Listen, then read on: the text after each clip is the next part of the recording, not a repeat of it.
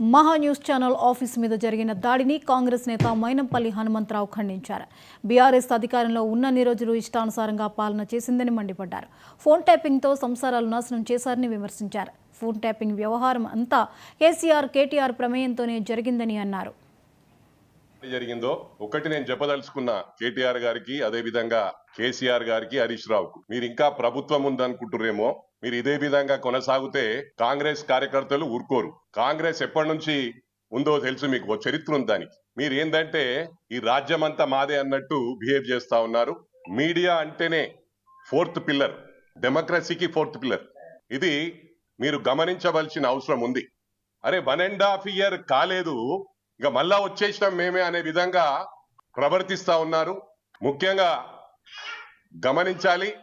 మరి మీడియా కూడా ఎందుకు సైలెంట్ అయిపోయిందో నాకు తెలియట్లేదు. ఈ రోజు మీడియాతోని మాకు అవసరం లేదు. కేటీఆర్ దగ్గర, కేసీఆర్ గారి దగ్గర, అదే విధంగా హరీష్ రావు దగ్గర వాళ్ళకి ఏం చేయాలో తెలుస్తలేదు. పవర్ కొచ్చిన ఫస్ట్ ఇయరే మీరు గతంలోకి వెళ్ళి చూస్తే మరి రాధాకృష్ణ గారు ఎందుకు సైలెంట్ గా ఉన్నాడో తెలియట్లేదు. ఏబిఎన్ ఆంధ్రజ్యోతి ఫస్ట్ వాళ్ళెంబడి పడ్డాడు. అంటే ప్రభుత్వం రాగానే, స్టేట్ సపరేట్ కాగానే వాళ్ళు ఎంబడి పడ్డాడు.